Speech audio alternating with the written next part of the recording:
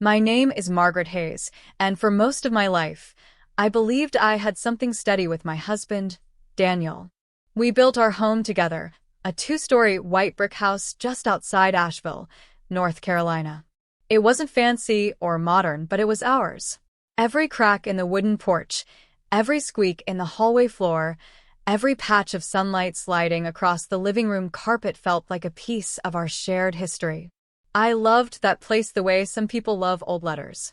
It held our beginnings, our storms, and all the quiet moments that never made it into photos. After 38 years of marriage, I thought nothing could shake the life we built. But the day Daniel died, that home turned into something different. A shell. A reminder of everything I lost. The doctors said his heart had given out suddenly during a business trip. I remember standing in that hospital hallway with its cold white lights, trying to understand how a man who laughed with me over coffee just 2 days earlier could be gone. My legs felt weak. My voice didn't work. The grief didn't hit me all at once. It came in slow waves, each one heavier than the last. At his funeral, I noticed strange things. My son, Aaron, kept a firm grip on my shoulder, but his touch felt forced, almost staged. His wife, Natalie, cried loudly enough for neighbors across the cemetery to hear, yet she had barely spent any real time with Daniel over the years. I tried to ignore the oddness, telling myself grief makes people act in strange ways. But even then, something deep inside whispered that something was off. 4 months after the funeral, I drifted. I would sit on the front porch in the early morning with the mug Daniel bought me for $12 during a trip to Boston, turning it in my hands as if it held answers. I would walk through the house, touching picture frames, coats still hanging in our closet, and the tools he left in the garage. Things he would have returned to. Things that didn't feel right being touched by anyone else. But as those quiet months passed, the house began to change around me. Or maybe I changed within it. It no longer felt like the home I lived in for almost 4 decades. It felt like a museum, cold, quiet, and full of exhibits from a life that ended before I was ready. That was when Aaron and Natalie began visiting more frequently. At first, I thought they were worried about me. I even appreciated the help when they brought groceries or insisted I rest while they tidied up. But soon their visits became less about care and more about control. They started speaking to me in slow, careful voices, as if I couldn't understand simple things. They exchanged glances whenever I paused too long searching for a word. They gently corrected me on details I knew were right. They made me doubt myself in ways I had never doubted before. One morning, while I was still in my robe, they showed up with a bag of pastries and that same too-sweet tone. We sat in the kitchen, the same place where Daniel and I had shared thousands of breakfasts, and Aaron slid a glossy brochure across the table. It was for a senior living community outside Charlotte. Fancy, polished, full of smiling older couples with tennis courts and fountains and spotless dining rooms. The kind of place that costs $21,000 a month. "Mom," he said softly, "you deserve comfort. You shouldn't have to live alone anymore." Natalie chimed in right after him, nodding as if she had been waiting for her cue. "You'll be safer there. And we can help manage your house and your accounts. Everything will be easier." Her words sounded helpful, but something in my stomach curled tight. They were pushing too hard, too fast.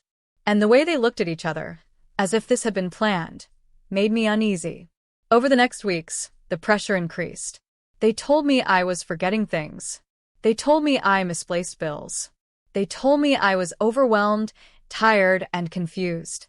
They insisted I needed supervision and regular monitoring. I tried to brush it off, but little by little, their doubts began slipping into my mind. I started second-guessing myself.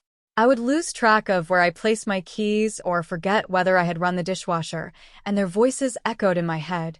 "You're not remembering things, Mom." Their lies were small at first, but they grew. One afternoon, they accused me of misplacing $2,000 in cash. Money I knew I had never touched. I checked every drawer, every pocket, every nook in the house. Nothing. It was the first time I felt fear in my own kitchen. Still, I told myself maybe I was too emotional. Maybe grief was making me clumsy. Maybe they were right, and I needed more help. But things turned darker the day I tried to renew my driver's license. I walked into the DMV with my paperwork, confident and calm. But the clerk scanned my file, frowned, and said, "Ma'am, your medical report says early-stage dementia. I can't process this until your physician clears you." My heart dropped. My hands shook. I had never seen such a report, never met the doctor, whose name was on it. I remember standing there, frozen, while people behind me in line sighed impatiently.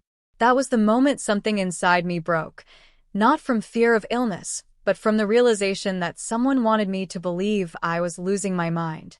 On the drive home, the world felt sharper than before. The trees leaned in. The sky seemed too large.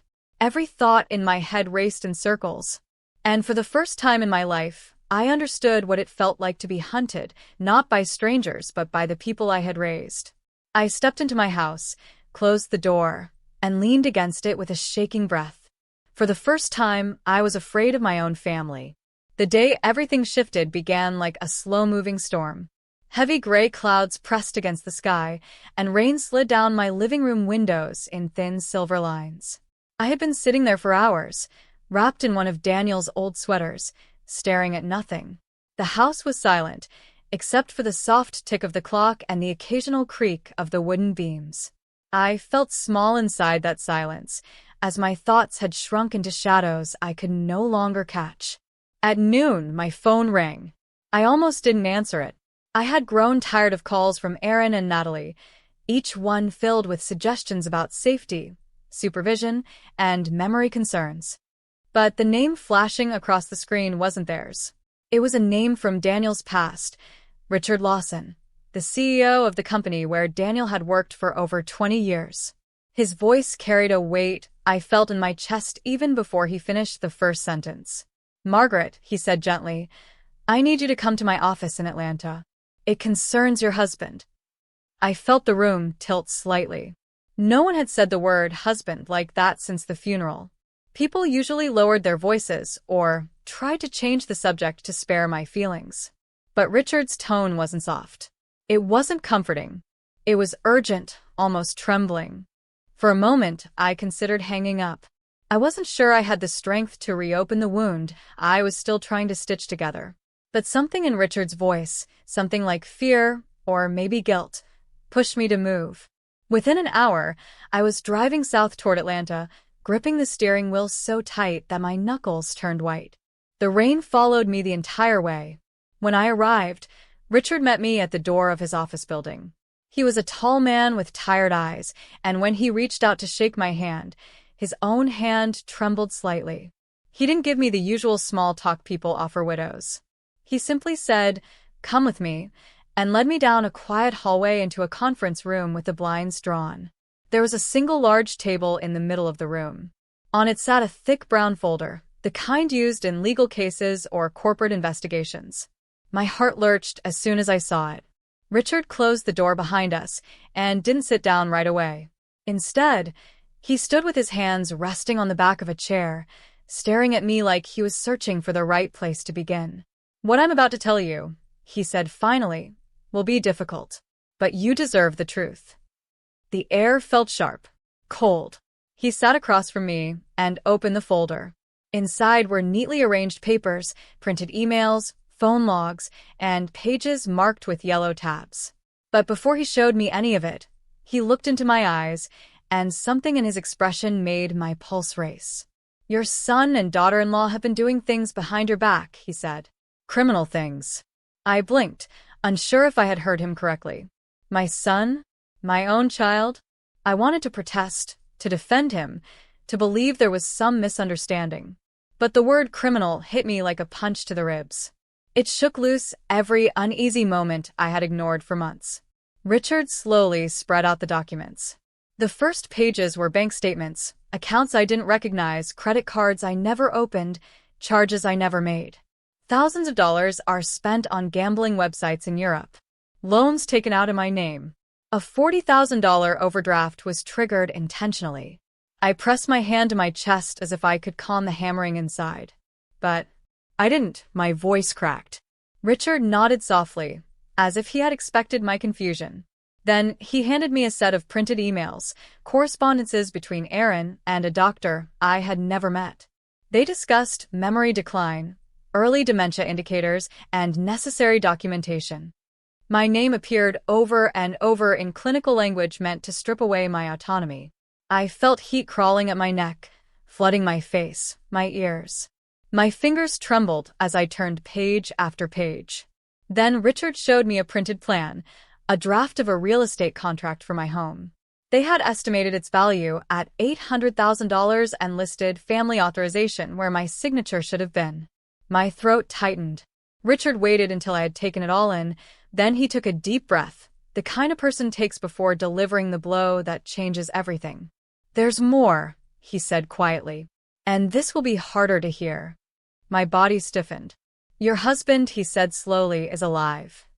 For a long moment, I could not move, could not breathe, could not think. The world around me dissolved, turning into a soft, distant hum. It felt like someone had pulled the floor out from under me, leaving me suspended between disbelief and desperate hope. "He's alive," I whispered, my hands covering my mouth. Richard nodded. He explained that months before his death, Daniel had suspected that Aaron and Natalie were up to something. Money had been disappearing. Documents had been tampered with. Strange calls had been made to doctors behind our backs. When he confronted the situation quietly, he discovered that the scheme was larger than he expected. They weren't just stealing. They were preparing to take everything, my house, my accounts, my legal independence, my future. So Daniel did something unthinkable. He came to Richard and said, "If I stay, they'll never stop. If I disappear, they'll reveal everything themselves." With Richard's help and with a private investigator from Colorado, he staged his death to protect me. The investigator uncovered every lie Aaron and Natalie had told, every forged document, every account they opened, every fraudulent medical form. "He left to save you," Richard said softly. "He never abandoned you.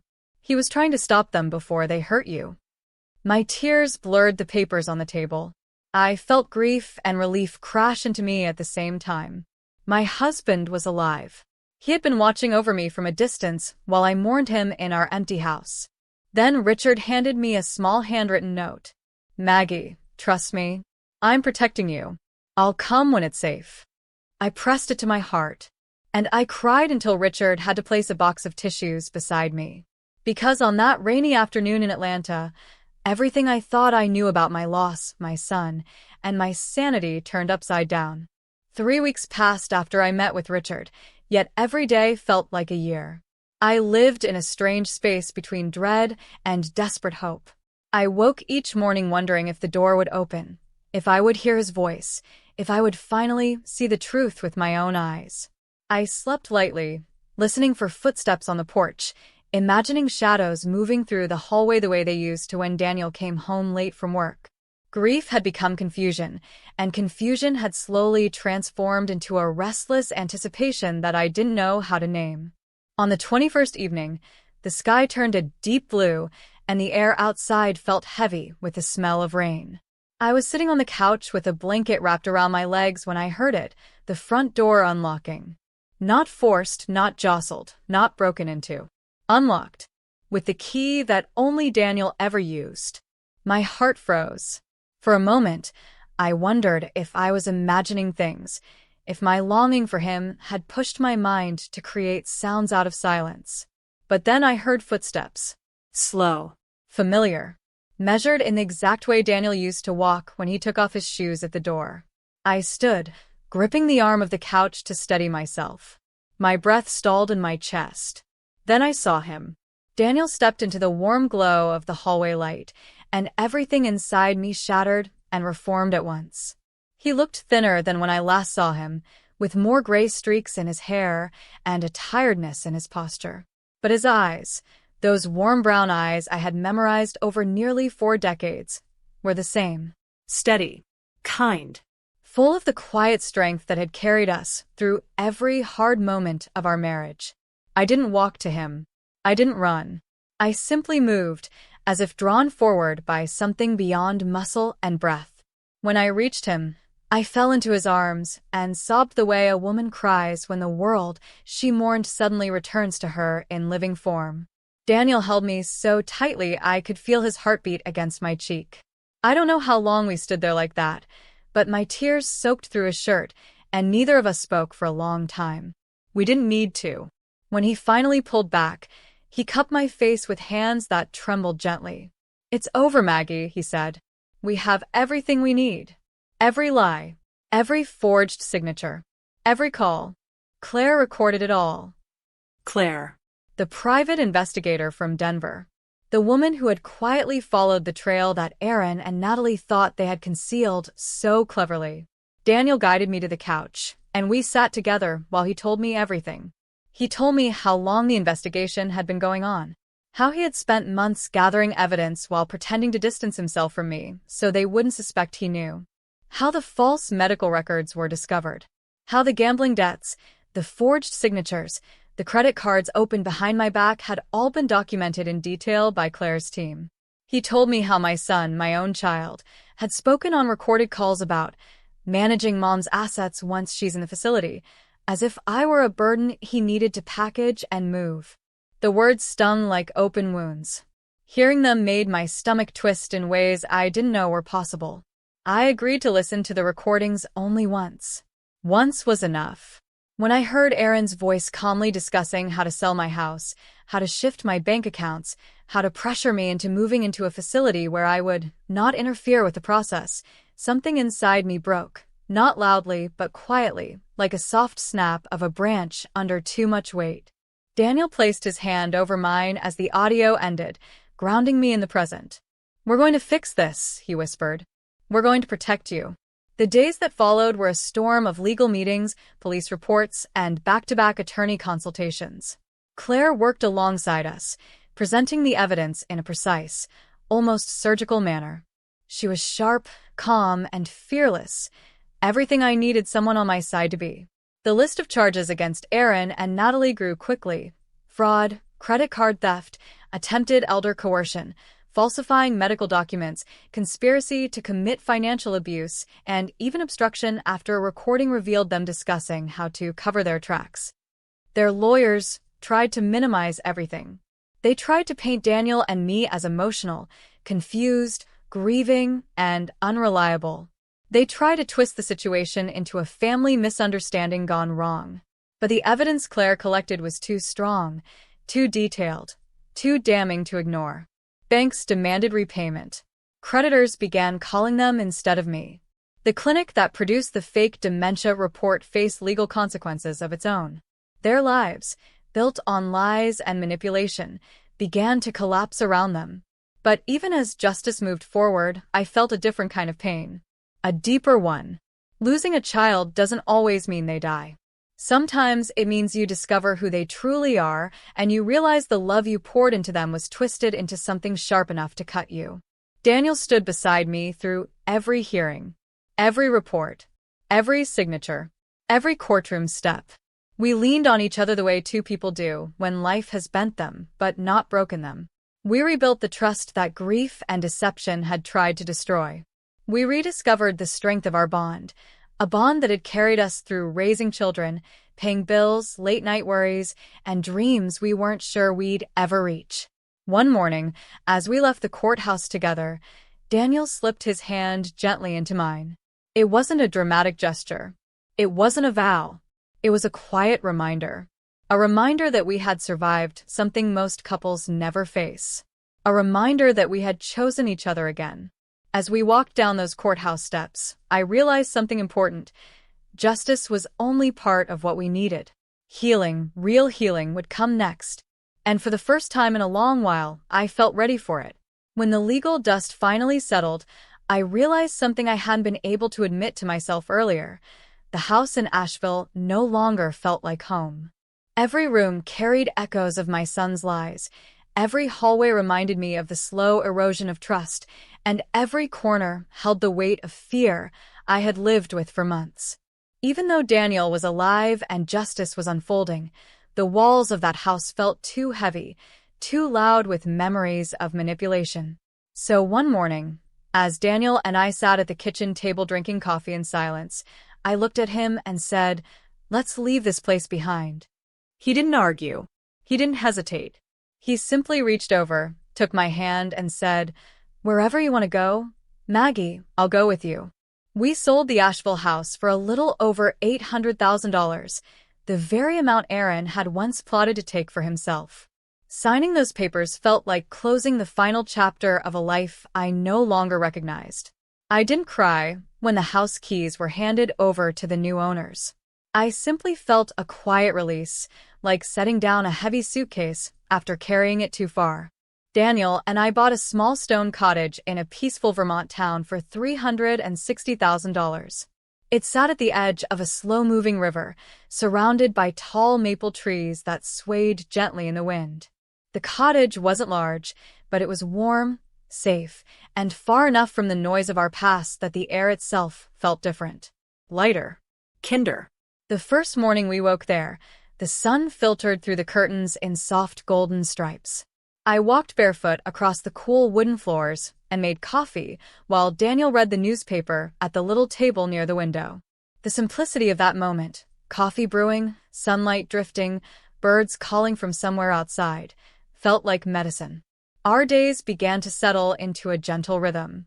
We took morning walks along the riverbank, listening to the water move over the rocks. We sat on the porch in the evenings, watching the sky fade into soft purple. We worked in the small garden behind the cottage, planting herbs and vegetables and laughing whenever a squirrel tried to steal a tomato. Sometimes we talked about everything we had been through, and other times we didn't talk at all. Silence didn't frighten me anymore. It felt like peace. For the first time in a long while, I didn't feel like a fragile burden. I didn't feel watched, judged, or manipulated. I didn't feel like my thoughts were being questioned or twisted. I was just myself, a woman rebuilding a life she thought had been stolen from her, hand in hand with the husband she had mourned too soon. But healing isn't a perfect line. It isn't clean. And sometimes, the past finds a way to knock on your new door. One crisp morning in late autumn, I opened the mailbox and froze. Among the usual envelopes, there was one that made my breath catch. The handwriting was unmistakable. Aaron. My hands shook as I held the envelope. Daniel saw my face through the front door window and came outside. He didn't touch the letter. He just placed his hand on my back and said quietly, "You don't have to open it if you're not ready." But I was. Or at least I thought I was. Inside, Aaron poured out apologies. He wrote about stress, gambling addiction, bad influences, and desperation. He said he missed us. He said he was ashamed. He said he needed forgiveness, guidance, a second chance. He blamed the people he had spent time with, the debts he had sunk into, and the pressure of trying to keep up with friends who flaunted money they didn't have. He blamed everything except the cruelty he had shown me. I sat on the porch steps and read the letter 3 times. Each time, my emotions shifted. First sadness, then anger, then a strange calmness I never expected. Daniel sat beside me silently, waiting for me to speak. When I finally looked up, I said, "He only wants forgiveness now that he's lost everything he tried to take." Daniel nodded. People often apologize when consequences arrive, not when conscience arrives. I folded the letter back into its envelope. I felt an ache, the kind that comes from a wound too deep to be stitched. But I also felt something steady inside me, a strength I had gained the hard way. Forgiveness, I realized, is not the same as opening the door again. Forgiveness is not the same as handing someone the keys to your peace. Sometimes, forgiveness simply means choosing not to carry bitterness while still protecting the life you rebuilt. We didn't respond to Aaron. Not because we didn't care, but because caring had cost us too much already. We had given him love, trust, support, and years of our lives. And he had used all of it as a ladder to climb onto our shoulders and take what wasn't his. Sometimes love must end at the boundary of self-respect. Weeks passed, and the silence became comfortable. I stopped checking the mailbox nervously. Daniel and I filled our days with simple joys, painting the cottage walls, learning new recipes, taking drives to small towns nearby, and finding little antique shops where we picked up treasures for a few dollars. Slowly, our past became something we could speak about without trembling. One afternoon, sitting by the river behind our cottage, I felt something shift inside me. A peace I had been chasing finally settled like a warm blanket around my shoulders. The water flowed gently, carrying fallen leaves with effortless grace, and for the first time in years, I felt free. Not because everything had been fixed, not because the damage had vanished, but because I had chosen myself. I share this story with you now because I want someone out there, maybe someone sitting in their own quiet room, doubting their worth, questioning their strength, to know that freedom isn't always loud. It isn't always a dramatic escape or a sudden revelation. Sometimes it is a quiet step forward, taken alone, but taken with courage. If you've stayed with me through this journey, thank you. Your support means more than you know. And if you want to hear more life stories like mine, stories of survival, strength, and the quiet kind of resilience, stay with this channel. I'll be here, sharing the truths life has carved into me. Sometimes, survival is the greatest love story we write for ourselves.